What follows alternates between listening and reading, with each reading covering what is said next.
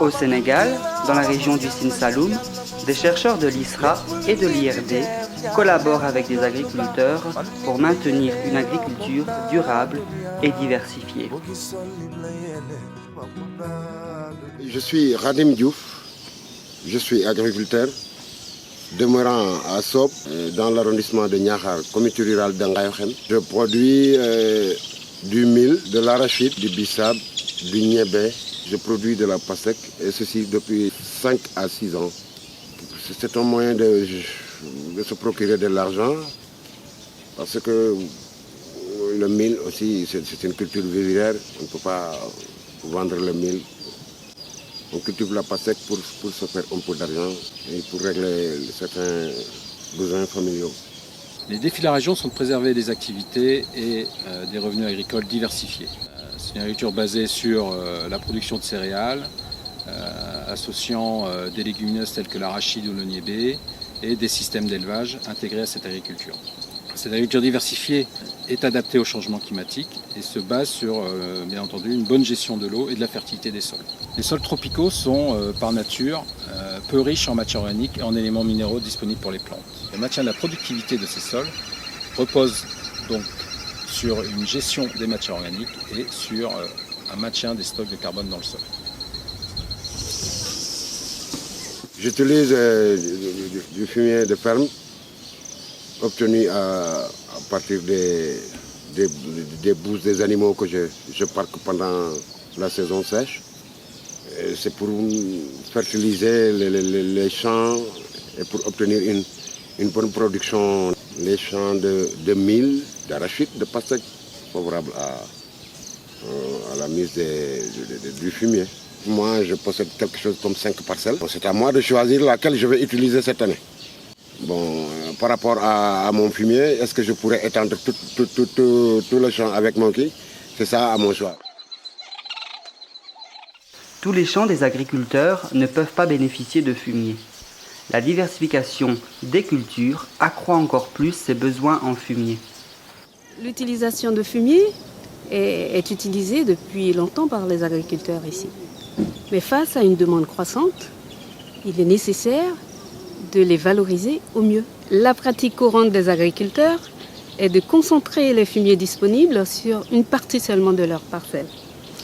Ainsi, les champs de cases, les parcelles les plus proches des habitations, reçoivent parfois jusqu'à 20 tonnes de fumier à l'hectare.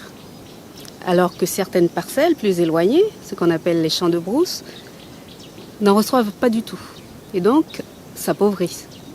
Quel serait l'effet sur la production agricole et sur le stockage de carbone? Une distribution différente des ressources organiques entre champs de cases et champs de brousse. Nous avons des essais où nous comparons l'effet de doses croissantes d'apport de fumier sur des champs de cases et des champs de brousse. Différentes mesures sont réalisées. Les rendements du mil, les quantités de nutriments libérés par le fumier et donc rendus disponibles pour le mil, et le stock de carbone qui reste dans le sol. On nourrit les animaux avec surtout de l'herbe, avec du foin, la paille des arachides et puis la paille du mil, avec de mauvaises herbes aussi. Pour obtenir du bon fumier, il faut juste avoir les bousses des animaux, des chevaux, des ânes, avec les détritus des fourrages qu'ils mangent, le reste de paille. Augmenter la production de fumier pour intensifier la production agricole demande une augmentation de la production de biomasse pour nourrir les animaux. L'introduction des légumineuses dans les systèmes de culture est une excellente stratégie pour augmenter la biomasse dans les systèmes de culture céréaliers. Et ces légumineuses ont la capacité de fixer l'azote atmosphérique et ainsi d'apporter de l'azote indispensable aux céréales.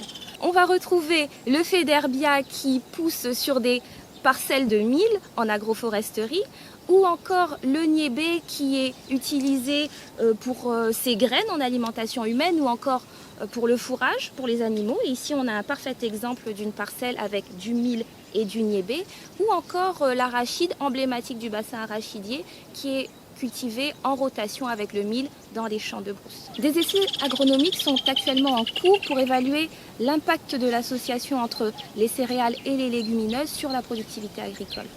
Un de nos objectifs serait de pouvoir orienter les interactions pour augmenter la productivité agricole. Est-ce que la compétition en eau de la légumineuse peut nuire à la production du mil? L'azote atmosphérique qui est fixé par les légumineuses est-elle transférable au mil et peut-elle ainsi faciliter la croissance du mil? Autant de questions qui sont soulevées par ces essais. La jachère collective et le parcage nocturne des animaux en saison des pluies est une autre solution pour fertiliser les parcelles qui seront cultivées à la saison des pluies suivantes. L'espace est très cultivé. Et donc pour pouvoir maintenir des animaux dans le paysage, les agriculteurs sont obligés de s'organiser collectivement pour mettre en jachère un ensemble de champs qui va permettre d'accueillir les animaux en saison des pluies. Une des techniques pour amener la matière organique et les nutriments au sol et aux cultures est le parcage nocturne. C'est très pratiqué en Afrique depuis très longtemps. En gros, les animaux, la journée, sont conduits en libre pâturage. Donc ils vont se nourrir soit de façon libre tout seuls, soit accompagnés d'un berger. Et puis le soir, ils sont raccompagnés par le berger sur une parcelle privilégiée où ils vont passer la nuit. L'intérêt de cette pratique, c'est qu'elle apporte bien sûr de la bouse, mais aussi de l'urine. C'est un élément important, parce que ça constitue des quantités importantes d'azote. Le parcage nocturne permet de concentrer la matière organique et les nutriments dans des parcelles privilégiées qui seront cultivées l'année suivante. Malheureusement, il y a de moins en moins de jachères collectives et le nombre d'animaux diminue dans la région. Une voie de recherche est l'intensification des pratiques d'élevage en stabulation. Cet élevage, qui répond à un marché de la viande en plein développement dans les villes, pourrait faire revenir l'élevage au sein des villages et de nouveau jouer un rôle sur la gestion de la fertilité des sols. Développer des stratégies pour la gestion des matières organiques, l'intensification et la diversification de la production agricole en Afrique de l'Ouest est l'affaire de nombreux acteurs. Moi, je voulais insister sur les échanges entre les différents acteurs du développement, les ONG et agents de vulgarisation, les producteurs et la recherche. Ceci est indispensable pour développer des stratégies. Donc, pour le développement durable, surtout la gestion durable des terres. Donc, sur cette question de gestion durable des terres et l'usage de la matière organique, il reste encore de nombreuses questions. Et notre partenariat entre les différentes universités au niveau du Sénégal, les institutions de recherche nationales, donc comme l'ISRA, mais également avec l'Institut de recherche pour le développement, l'IRD, à travers le LMI, le laboratoire mixte international sur l'intensification écologique des sols cultivés en Afrique de l'Est, nous permettra de répondre durablement à ces différentes questions.